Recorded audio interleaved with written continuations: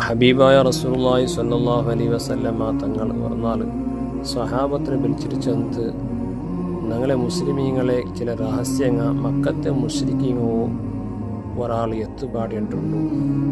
അതുകൊണ്ട് അലിയാർ തങ്ങളെ വിളിച്ചിട്ട് ചെന്നു, അലിയെ നിങ്ങളും അതിന് 3-4 കൂടിയിട്ട് ഇപ്പമേ റൗളത്ത് ഹാക്ക് ചിലർ മക്കത്ത് പോകണം. അവിടെ ഒരു പെണ്ണിങ്ങ മക്കത്ത് പോയിട്ട് പറ ആ പെണ്ണിങ്ങളെ പിടിച്ചിട്ടൊന്ന് സെർച്ചാക്കി നോക്കൂ, ആ പെണ്ണിങ്ങൾ എന്തെങ്കിലും മായത്തി നിങ്ങൾക്ക് കിട്ടുമോ.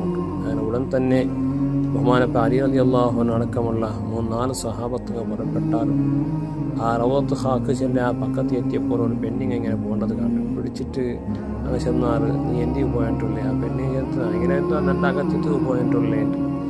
അല്ല, നീ എന്തോ ഞങ്ങളെ രഹസ്യമായ മാഹിതി മക്കത്തെ മുശ്രിക്കുമോ നീ എത്തുപാട്ടിട്ടില്ല, അതുകൊണ്ട് ആ മാഹിതി എന്തുകൊണ്ട് എനിക്ക് തരണു.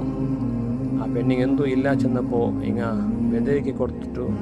ലാസ്റ്റ് ആ പെണ്ണിങ്ങിൽ നിന്നിട്ട് ഒരു കടലാസ് കിട്ടി നോക്കുമ്പോൾ ആ കടലാസിൽ ഒരുപാട് രഹസ്യങ്ങൾ, മുസ്ലിമീങ്ങളിടയിലുള്ളതായ രഹസ്യങ്ങൾ മക്കത്തെ മുശ്രിക്ക് എത്തുപാട്ടുള്ളതായ കാര്യമായിരിക്കും ആ കടലാസിൽ.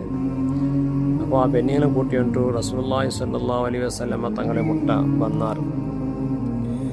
സല്ലല്ലാഹു അലൈഹി വസല്ലമ തങ്ങൾ അന്വേഷിച്ച് നോക്കുമ്പോൾ അത് ഹാത്തിബ് ഇബ്നു ഉബൈയുടെ എൽത്തായിട്ടെത്തി, റളിയല്ലാഹു അൻഹു സ്വഹാബിയായിട്ടെത്തി.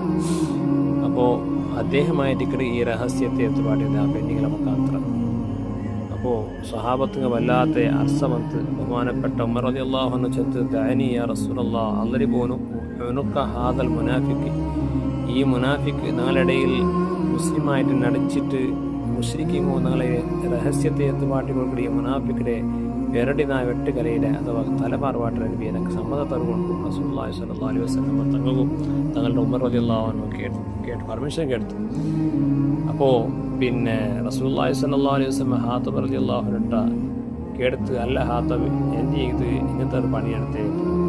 അപ്പോൾ ബഹുമാനപ്പെട്ട ഹാത്തിബ് റളിയല്ലാഹു അൻഹു ചെന്ന് നബിയെ മാ ഫഅൽതു ദാലിക കുഫ്റൻ വർത്തിദാറൻ അദ്ദീനി, നബിയെ ഒരിക്കലും ഇത് ഞാൻ ഒരു സത്യനിഷേധിയായിട്ട് ഇങ്ങനത്തെ പണിയെടുത്തല്ല, ഞാനൊരു വലിയ പ്രോബ്ലമിൽ കുടുങ്ങിയത്. അതായത് എൻ്റെ പിന്നെ ഞാനും കൂടെ മദീനത്തിലുണ്ടെങ്കിലും എൻ്റെ ഒരുപാട് കുടുംബക്കാർ അങ്ങ് മക്കത്തിലുള്ള മക്കത്തെ മുശ്രിക്കിൻ്റെ ഇടയിലുള്ള ആ മുശ്രിക്കിനെ പ്രതി ഹന്തത്തിലും എൻ്റെ ഫാമിലി അങ്ങ് ഉപദ്രവാക്കിയിട്ടുള്ള ദൗർജന്യമാക്കിയിട്ടുള്ള. അതുകൊണ്ട് ഞാൻ ഒരു ഐഡിയ ആക്കി, ಅಂದರೆ ನಾನು മക്കത്തെ മുശ്രിക്കിങ്ങോ രഹസ്യമായിട്ട് ഒരു നാടകമാക്കിയ. അതായത് ഞാൻ വാസ്തവത്തിൽ മദീനത്ത് വന്നിട്ട് ഞാൻ മുസ്ലിമായിട്ട് വന്നിട്ടല്ല, ഞാൻ ഇങ്ങനത്തെ രഹസ്യങ്ങളിൽ എനിക്ക് എത്തുപാട്ടായിട്ട് വന്നിട്ട്. അതുകൊണ്ട് ദയമായിട്ട് എൻ്റെ ഫാമിലിക്ക് നിങ്ങൾ ബുദ്ധിമുട്ടാക്കുമോ തീരാണ്.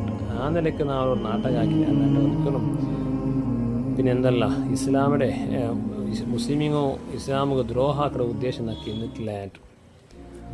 ആയെങ്കിലും ഉമർ റളിയല്ലാഹു അൻഹു അടക്കമുള്ള പല ആൾമാർക്കും ബഹുമാനപ്പെട്ട ഹാത്തിബ് ഇബ്നു ഉബൈയുടെ ആ ഒരു ന്യായീകരണം എനിക്ക് ഇഷ്ടപ്പെട്ടില്ല. അപ്പോൾ ഉമർ റളിയല്ലാഹു അൻഹു ചെന്ന് നബി ഇദ്ദേഹത്തെ തല ഞാൻ പാറുപാട്ടിനെ ചൊല്ലുമ്പോൾ റസൂലുള്ളാഹി സ്വല്ലല്ലാഹു അലൈഹി വസല്ലം തങ്ങൾ ചെന്ന് പിന്നെ ഇന്നഹു ഖദ് ഷഹിദ ബദ്റൻ വമാ യുദ്രീക ലഅല്ലല്ലാഹ ഇത്തല അലാ അഹ്ലി ബദ്റിൻ ഫഖാല ഇഅ്മലൂ മാ ശിഅ്തും ഫഖദ് ഗഫർതു ലക്കും. ഓ ഉമരെ, എനിക്കെന്ത് തോന്നു, ഈ ഹാത്തിബ് ബദ്റിൽ സാക്ഷിയായ അഥവാ ബദ്റിൽ പങ്കെടുത്ത ആളായിട്ടിരിക്കുന്നു, ഭാഗവഹിച്ച ആളായിട്ടിരിക്കുന്നു ബദ്ർ യുദ്ധത്തിൽ. നിങ്ങൾക്ക് ബദ്രീങ്ങളെ സംബന്ധിച്ച് അള്ളാഹു ചെന്ന പലക്ക് ഓർമ്മയില്ലേ എന്നേ? അതായത് അള്ളാഹു ബദ്രീങ്ങളിലേക്ക് വെളിവായിട്ട് ചെന്നതുപോലെ ഉണ്ടോ? ഓ ബദ്രീങ്ങളെ ഇഅ്മലൂ മാ ശിഅ്തും, നിങ്ങൾ എന്ത് വേണം ചെയ്യും, നിങ്ങൾക്ക് ഞാൻ അഡ്വാൻസ് ആയിട്ട് നിങ്ങൾ എല്ലാ ദോഷം പുറത്തിട്ടായിട്ട്. അപ്പോൾ ബദ്രീങ്ങളെ മഹത്വമായിട്ടിരിക്കുന്ന ഈ സംഭവത്തിലൂടെ മനസ്സിലാക്കണേ. അങ്ങനെ സർവ്വദോഷം അള്ളാഹു ആ ബദർ പിന്നെ യുദ്ധത്തിൽ അങ്ങനെ ഭാഗവഹിച്ചതോടുകൂടി അങ്ങനെ ഫ്യൂച്ചറിൽ എല്ലാ ദോഷവും അള്ളാഹു നമുക്ക് കൊടുത്തിട്ടായിരുന്നു. അത്രയും മഹത്വമുള്ള മഹാന്മാരായിട്ടിരിക്കണം. അതിനടുത്ത് അങ്ങനത്തെ ദോഷം ചെയ്താറുണ്ടല്ല.